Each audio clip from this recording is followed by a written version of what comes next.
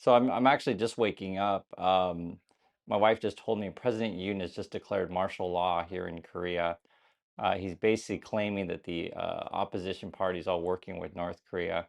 I can just tell you it's all nonsense. Let me read what he's saying here. He's saying, "Is a desperate time. The fate of the country is at stake." Um, and he's saying the martial law declaration. He's saying there's stuff that's illegal and unconstitutional and contrary to the people's will is going on. That's why he's declaring martial law.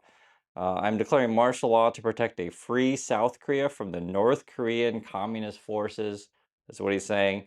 Eliminate shameless pro-North Korean and anti-state forces that prey upon the freedom and happiness of our people and protect the free constitutional order. I will build and protect South Korea from the ruin and despair through martial law.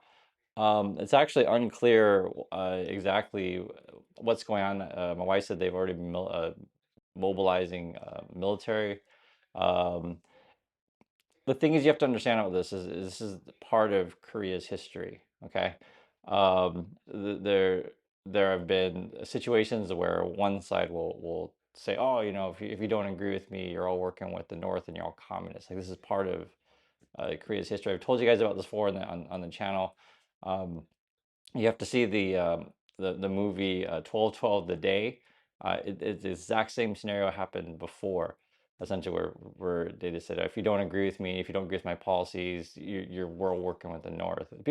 People have done this before in Korea's past. Um, the This is just nuts in this modern age. The guy is really, really deeply unpopular. Okay, so this is he's nuts. He's essentially equivalent to Trump in the USA. And when he was first elected, they were saying like this guy's like a mini Trump. Um, Young people also too. I guess our communication services have been cut or slowed. So like for example, our Kakao and Naver blog. Kakao is kind of like a WhatsApp. And so I guess young people are now using Telegram, so they've switched services. I don't know if WhatsApp's working here or not. I should be able to upload this to YouTube. I should be. I don't know. I'm going to try, but I don't know. We'll find out if they've cut that services. So they're cutting off communication now. The issue is going to be is because this is part of Korea's history. I promise you, there's going to be people in the military, people in the police, otherwise that will know the country's history and know that this guy is crazy. This is a very, very different time than, 30, 40 years ago. To accuse the other side of, you're all communists and working with the North is absolutely insane. I guess the guy has had trouble trying to pass his, policy and budget. So that's why it's like, oh, it's all the North Korea's fault. It's equivalent to in U.S. history, like the Red Scare, McCarthyism kind of stuff, right? Claiming that everyone is, working with the Russians, that kind of thing. So, um, we're all kind of in shock right now, to be perfectly frank. And it's hard to, I mean, because and I can't stress this enough. This is part of Korea's history where people will make these false accusations and like then mobilize the military to, attack the other side, basically. So, um, Yeji, has there been any arrests or anything yet, or no? Okay, so there hasn't been any arrests because that would be the first thing you would do. You would arrest the opposition party's leader, that kind of thing.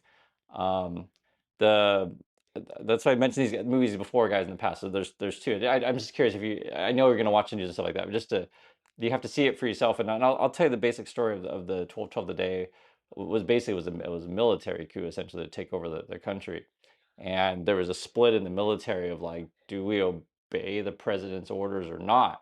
Right? Because it's like it's nuts if one president or one side says, hey, the other side's all working with the North, and you got to shoot your own people, kind of thing, right? And you know you do not want this kind of situation. Now, like I said, in today's age, with the internet age, etc., information flows really, really quickly. In the past, you could easily do these, or not easily, easier to do these kind of things, right? Because it's harder to communicate with each other. And if you're a soldier and someone orders you, oh, the other side's all communist, you just go attack them, kind of thing.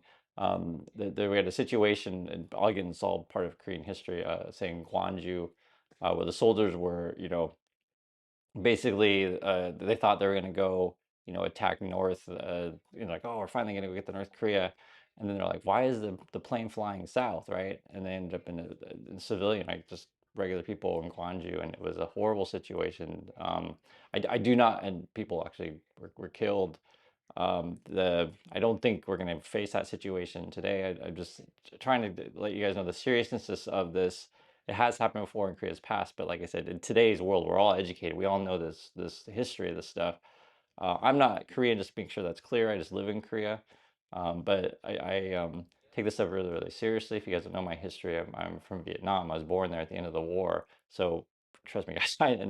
The seriousness of like Civil War kind of stuff is really serious. But in this particular situation, President Yoon is a lunatic. The problem is, again, is if you're military, police, etc. Like, what do you do? Do you follow the craziness? Now, usually, what these people do though is they have to rely on the loyalty of their friends and stuff like that. So if he has built up enough loyal people in the military, he can try. I'll say try to do anything that he wants. And it'd be a similar thing with Trump saying, say, just imagine if Trump, had particular generals on the side, but then the soldiers, they can refuse orders. They totally can. In this situation, it's unconstitutional, but that's why in these situations, like you and I get, oh, I have to get, loyal generals and a loyal unit that are follow any orders. And that's why too that you would cut off communication. So regular Koreans, if you tell a regular Korean, go arrest, opposition party, and then you look at your kakao, like, wait, what? Like I can't, like you can't even message your friends. You'll know something's up. But I can't, I can't speak for everyone in the military or the police or Secret Service or whatever he's going to try to mobilize if they'll follow this kind of stuff. I mean, yeah, it looks like it's a different era. I'm just looking behind us, like we saw tanks moving too. And now he can do certain things like, hey, shut down subways, all that kind of crap. Well, no, literally, we're following this as you guys probably are as well, and I'll try to keep you updated. But it's seriousness in the sense of like this guy is president, right? So he certainly will try to institute whatever power, but the other issue is the opposition, right? Will be just like, we got to remove this guy right away, right? And then it sort of makes his case stronger. See, look, they're all communists. They're all trying to remove me. So um, it's seriousness because he is the president, but it's not serious in terms of his accusations are all nonsense and false. So that's my thoughts on this. I'll tell you guys more as I know, and I just hope there's nothing serious and seriously bad that happens with us here. So again, this just happened, and I'll keep you updated. And I think thank you for watching.